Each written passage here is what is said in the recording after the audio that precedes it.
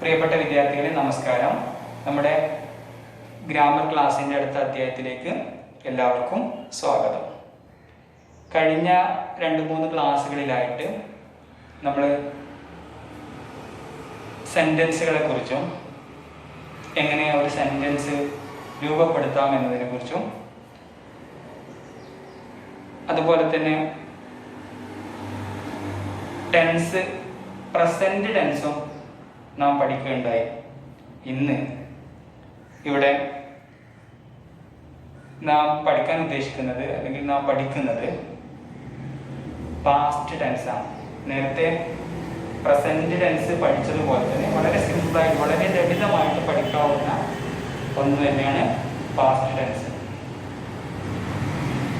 ഇവിടെ നിങ്ങളുടെ പഠിക്കാനുള്ള സൗകര്യത്തിന് ഒരു പട്ടിക തയ്യാറാക്കിയിട്ടുണ്ട്. ആ പട്ടിക എല്ലാവരും വളരെയധികം നന്നായിട്ട് ശ്രദ്ധിക്കുക. പാസ്റ്റ് ടെൻസ് നേരത്തെ പ്രസന്റ് ടെൻസ് വർഗീകരിച്ചതുപോലെ അല്ലെങ്കിൽ പ്രസന്റ് ടെൻസിൽ നാം 4ആയി വർഗീകരിക്കുകയുണ്ടായി. Simple present, present continuous, present perfect, present perfect continuous. അതുപോലെ പാസ്റ്റ് ടെൻസിലും ഈ വർഗീകരണം കാണാം. Simple past, past continuous, past perfect, past perfect continuous. ഈ 2 കോളങ്ങൾക്ക് ശേഷം 3ാമതൊരു കോളം ഈ പട്ടികയിലുണ്ട്. എല്ലാവരും ശ്രദ്ധിക്കുക. ഈ കോളം ഇവിടെ തയ്യാറാക്കി വെച്ചിട്ടുള്ളത് അതിനകത്ത് ഈ 4 ടെൻസിലും വെർബിന് സംഭവിക്കുന്ന മാറ്റത്തെ സൂചിപ്പിക്കാനാണ് ഈ 3ാമത്തെ കോളം ഈ പട്ടികയിൽ ഉൾപ്പെടുത്തിയിട്ടുള്ളത്. സിമ്പിൾ പ്രസന്റ് ടെൻസ്, അതിന് നേരെ നിങ്ങൾക്ക് കാണാൻ പറ്റും റോട്ട്. റൈറ്റ് എന്ന വെർബിന്റെ 2ാം രൂപമാണ് റോട്ട്. Write, wrote, written. അതുപോലെ പാസ്റ്റ് കണ്ടിന്യൂസ്. ആ പാസ്റ്റ് കണ്ടിന്യൂസ് എന്ന കോളത്തിൽ നമുക്ക് കാണാൻ പറ്റും വാസ് ഓർ were റൈറ്റിംഗ്. വിശദമായി പിന്നീട് പറയാം. 3ാമത് പെർഫെക്റ്റ്, പാസ്റ്റ് പെർഫെക്റ്റ്. അതിനകത്ത് ആ കോളത്തിൽ നിങ്ങൾക്ക് കാണാൻ പറ്റും ഹാഡ് റിട്ടൺ. റൈറ്റ് എന്ന വെർബിന്റെ 3ാം രൂപമാണ്, പാസ്റ്റ് പാർട്ടിസിപ്പിൾ ഫോം ആണ് റിട്ടൺ എന്നുള്ളത്. 4ാമതായി perfect continuous, past perfect continuous. അതേ കോളത്തിൽ നമുക്ക് ശ്രദ്ധിക്കാൻ പറ്റും had been writing. വിശദമായി ഈ 4 ടെൻസുകളുടെയും സ്ട്രക്ചർ പരിചയപ്പെടുന്ന സമയത്ത് ഈ 4 ടെൻസുകളുടെയും സ്ട്രക്ചർ വളരെ ലളിതമായിട്ട് ഇവിടെ ചിത്രീകരിച്ചിട്ടുണ്ട്. എല്ലാവരും ശ്രദ്ധിക്കുക. 1ാമത്തെ രൂപം, അതായത് സിമ്പിൾ പാസ്റ്റ്. സിമ്പിൾ പാസ്റ്റ് ടെൻസിന്റെ structure subject plus past form of verb അഥവാ വെർബിന്റെ 2ാം രൂപം പ്ലസ് ഒബ്ജക്റ്റ്. ഒരു ഉദാഹരണം ഇവിടെ ചെയ്തിട്ടുണ്ട്, ശ്രദ്ധിക്കുക. Raju wrote a story. Raju ഒരു കഥ എഴുതി. റൈറ്റ് എന്ന വെർബിന്റെ 2ാം രൂപമാണ് റോട്ട് എന്ന് നേരത്തെ നാം പറഞ്ഞല്ലോ. ഇവിടെയുള്ള ഈ കോളം കൂടെ ശ്രദ്ധിക്കുക. സിമ്പിൾ പാസ്റ്റ് ആയതുകൊണ്ട് തന്നെ വെർബിന്റെ 2ാം രൂപമാണ് ഇവിടെ നാം ഉപയോഗിച്ചത്. സബ്ജക്റ്റിന് ശേഷം വെർബിന്റെ 2ാം രൂപമാണ് ഉപയോഗിച്ചത്. ഇനി അതിന്റെ അർത്ഥം രാജു ഒരു കഥ എഴുതി.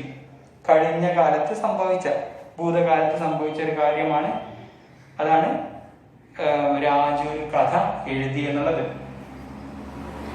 ഇനി രണ്ടാമത് പാസ്റ്റ് കണ്ടിന്യൂസ്. അതിന്റെ സ്ട്രക്ചർ, ഘടന എങ്ങനെയെന്ന് വെച്ച് കഴിഞ്ഞാൽ സബ്ജക്റ്റ് കർത്താവ് plus was or were plus ing form of the verb object. നേരത്തെ നിയമങ്ങൾ പഠിക്കുന്ന സമയത്ത് നാം ഒരു കാര്യം പഠിച്ചിരുന്നു, സബ്ജക്റ്റ് വെർബ് അഗ്രിമെന്റ്. ആ നിയമവുമായി ബന്ധപ്പെട്ടാണ് ഇവിടെ വാസും വേറും ഓർ ആയി കൊടുത്തിട്ടുള്ളത്, അല്ലെങ്കിൽ അത് ഓപ്ഷൻ ആയി കൊടുത്തിട്ടുള്ളത്. സബ്ജക്റ്റ് ഏകവചനമാണെങ്കിൽ വാസ് എന്നുള്ള ഓക്സിലറി വെർബ് സഹായക ക്രിയയാണ് ഉപയോഗിക്കുക.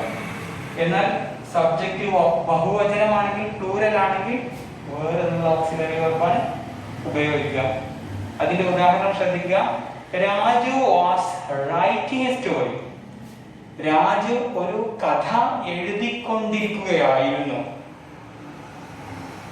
ഭൂതകാലത്ത് നടന്നുകൊണ്ടിരിക്കുന്ന, തുടർച്ചയായി പ്രോഗ്രസ് ചെയ്തുകൊണ്ടിരിക്കുന്ന, പാസ്റ്റ് ടെൻസിൽ പ്രോഗ്രസ് ചെയ്തുകൊണ്ടിരിക്കുന്ന ഒരു കാര്യത്തെ സൂചിപ്പിക്കാൻ വേണ്ടിയാണ് സാധാരണ പാസ്റ്റ് കണ്ടിന്യൂസ് ടെൻസ് ഉപയോഗിക്കുന്നത്. അടുത്തതായി മൂന്നാമത്തെ പാസ്റ്റിന്റെ മൂന്നാം രൂപം പാസ്റ്റ് പെർഫെക്റ്റ്.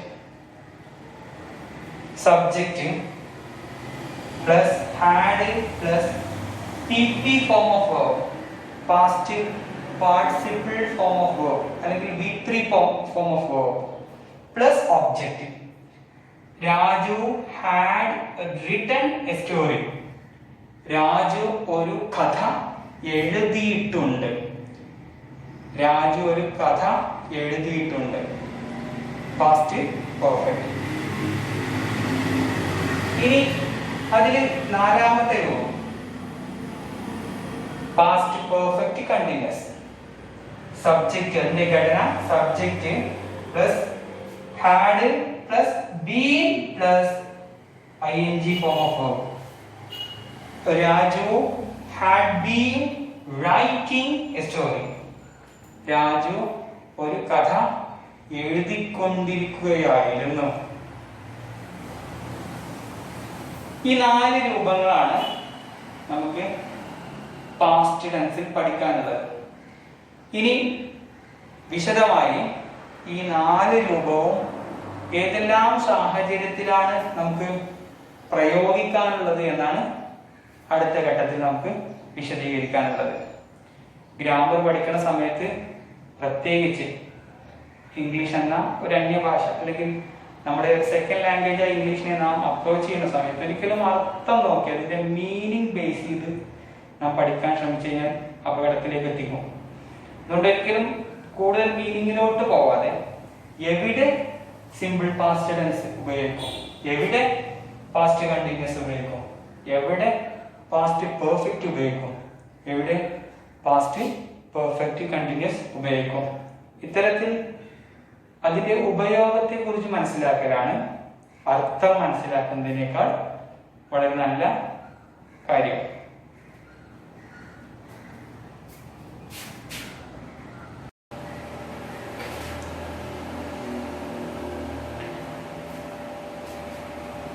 ഇനി നമുക്ക് അടുത്തതായി പറയാനുള്ളത് സിമ്പിൾ പാസ്റ്റ് ടെൻസ് ഏതെല്ലാം സാഹചര്യത്തിലാണ് നാം ഉപയോഗിക്കുക എന്നതിനെ കുറിച്ചാണ്. വളരെ ലളിതമായി പറയുകയാണെങ്കിൽ ഭൂതകാലത്ത് നടന്ന ഒരു കാര്യത്തെ സൂചിപ്പിക്കാൻ വേണ്ടി, ഒരു കാര്യത്തെ കുറിക്കാൻ വേണ്ടിയാണ് സിമ്പിൾ പാസ്റ്റ് ഉപയോഗിക്കുക. ഒരു എക്സാമ്പിൾ ശ്രദ്ധിക്കുക.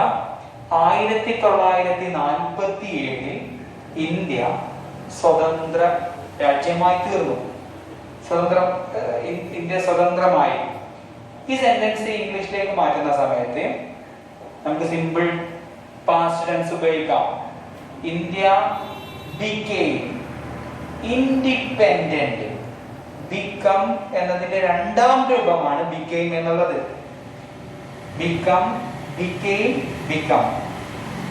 India became independent in 1947. അതുപോലെ തന്നെ രണ്ടാമതായി ഭൂതകാലത്ത് പതിവായി ഉണ്ടായിരുന്ന ശീലങ്ങളെ കുറിക്കാനും സിമ്പിൾ പാസ്റ്റ് ടെൻസ് നമുക്ക് ഉപയോഗിക്കാം. ഉദാഹരണം പറയുകയാണെങ്കിൽ, കഴിഞ്ഞ ഒരു മാസം മുഴുവൻ അവൾ ക്ലാസ്സിൽ വൈകിട്ടാണ് വന്നിരുന്നത്. അവളുടെ ശീലമായിരുന്നു കഴിഞ്ഞ ഒരു മാസം അവൾ ക്ലാസ്സിൽ ലേറ്റ് ആയിരുന്നു. ഒരു സെന്റൻസ് ആയി ഈ വാചകം പറയുന്ന സമയത്ത്, ഇത് ഒരു സെന്റൻസ് ആക്കുന്ന സമയത്ത്, she always came late to the class in the last month. കഴിഞ്ഞ മാസം അവൾ മുഴുവൻ ലേറ്റ് ആയിട്ടാണ് ക്ലാസ്സിൽ വന്നിരുന്നത്. ഇത് കഴിഞ്ഞ ഭൂതകാലത്ത് തുടർന്നുകൊണ്ടിരുന്ന ഒരു ശീലത്തെ കുറിക്കാനോ സിമ്പിൾ പാസ്റ്റ് ടെൻസ് ഉപയോഗിക്കും. അടുത്തത്, തുടർച്ചയായിട്ടുള്ള പാസ്റ്റ് ടെൻസിൽ ഒരുപാട് പ്രവർത്തനങ്ങൾ. ഉദാഹരണം പറയുന്നത്, ഒരു നരേഷൻ, ഒരു സംഭവത്തിനെ നരേറ്റ് ചെയ്തുകൊണ്ടിരിക്കുകയാണ്. അപ്പൊ നമുക്ക് നിരന്തരം വീണ്ടും വീണ്ടും അടുത്തടുത്ത് പാസ്റ്റ് ടെൻസ് ഉപയോഗിക്കേണ്ടി വരും. ഉദാഹരണം പറയുകയാണെങ്കിൽ, teacher came into the class. Teacher came, come എന്നതിന്റെ past tense came into the class. Teacher ക്ലാസ്സിലേക്ക് വന്നു. Students stood up. വിദ്യാർത്ഥികൾ എണീറ്റ് നിന്നു. ഇവിടെ came എന്നുള്ളതും പാസ്റ്റ് ആണ്, stood up എന്നുള്ളതും പാസ്റ്റ് ആണ്. ചുരുക്കം പറഞ്ഞു കഴിഞ്ഞാൽ, സിമ്പിൾ പാസ്റ്റ് ടെൻസ് കഴിഞ്ഞ കാലത്ത് നടന്ന പ്രവർത്തനത്തെ കുറിക്കാനാണ് ഉപയോഗിക്കുക. മാത്രമല്ല, കഴിഞ്ഞ കാലത്ത് തുടർന്നുകൊണ്ടിരുന്ന ശീലങ്ങളെ കുറിക്കാനും സിമ്പിൾ പാസ്റ്റ് ടെൻസ് ഉപയോഗിക്കും.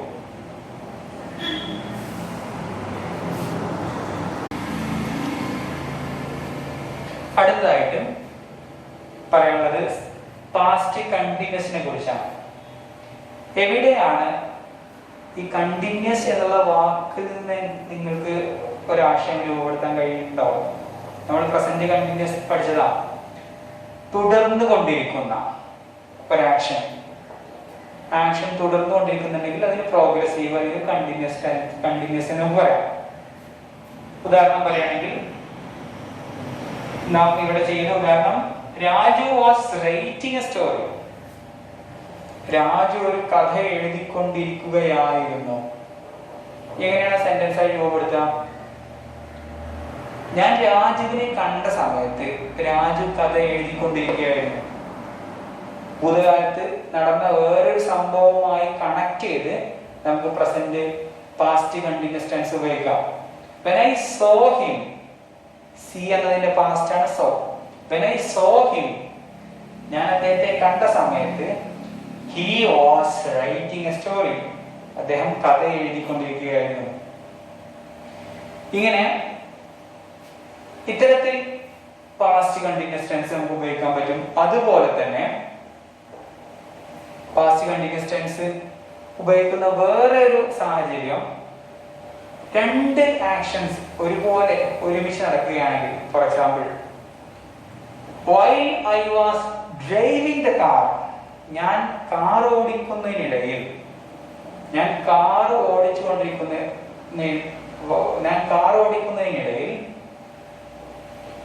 അവൻ പുസ്തകം വായിക്കുകയായിരുന്നു. he was reading a book. while I was driving the car, he was reading a book. ഇത്തരത്തിലുള്ള പ്രയോഗങ്ങളെല്ലാം പാസ്റ്റ് കണ്ടിന്യൂസ് ടെൻസിലാണ് സാധാരണ ചെയ്യുക. വളരെ ചുരുക്കത്തിൽ, പാസ്റ്റ് കണ്ടിന്യൂസ് ഭൂതകാലത്ത് തുടർന്നുകൊണ്ടിരുന്ന പ്രോഗ്രസ് ചെയ്തുകൊണ്ടിരുന്ന ഒരു കാര്യത്തെ കുറിക്കാനാണ് പാസ്റ്റ് കണ്ടിന്യൂസ് ടെൻസ് ഉപയോഗിക്കുന്നത്.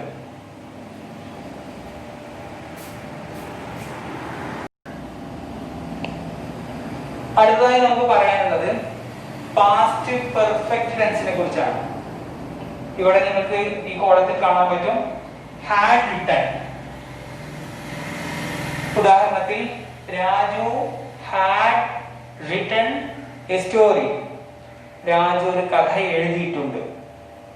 പരിപൂർണ ഭൂതകാലം, പൂർണ്ണമായ ഭൂതകാലം. എന്തിനാണ് ഭൂതകാലത്തിൽ പെർഫെക്റ്റ് ടെൻസ് സാധാരണഗതിയിൽ ഇംഗ്ലീഷിൽ ഉപയോഗിക്കുന്നതെന്ന് വെച്ച് കഴിഞ്ഞാല്, പാസ്റ്റ് ടെൻസിൽ രണ്ട് കാര്യങ്ങൾ സൂചിപ്പിക്കും. അടുത്തടുത്ത് സംഭവിച്ച രണ്ട് കാര്യങ്ങൾ നമുക്ക് ഒരാൾക്ക് വിവരിച്ചു കൊടുക്കണം, അറിയിച്ചു കൊടുക്കണം, അല്ലെങ്കിൽ അത് എക്സ്പ്രസ് ചെയ്യണമെങ്കിൽ ആദ്യം സംഭവിച്ച കാര്യത്തെ നാം പെർഫെക്റ്റ് ടെൻസിലാണ് പറയുക. ഉദാഹരണം പറയുകയാണെങ്കിൽ when I had reached there, ഞാൻ അവിടെ എത്തിയപ്പോഴേക്കും the train left, ട്രെയിൻ പോയിരുന്നു. ഇങ്ങനെ ഭൂതകാലത്ത് അടുത്തടുത്തായി സംഭവിച്ച രണ്ട് കാര്യങ്ങളെ സൂചിപ്പിക്കുമ്പോൾ എപ്പോഴും ഒന്നാമത്തെ കാര്യത്തെ കുറിക്കാൻ പാസ്റ്റ് പെർഫെക്റ്റ് ടെൻസ് ആണ് ഉപയോഗിക്കുക.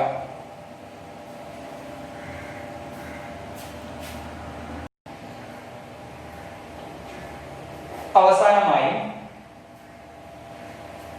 പാസ്റ്റ് പെർഫെക്റ്റ് കണ്ടിന്യൂസ് ഈ കോളത്തിൽ നിങ്ങൾക്ക് കാണാൻ പറ്റുന്നത് പോലെ ഹാഡ് ബീൻ റൈറ്റിംഗ്.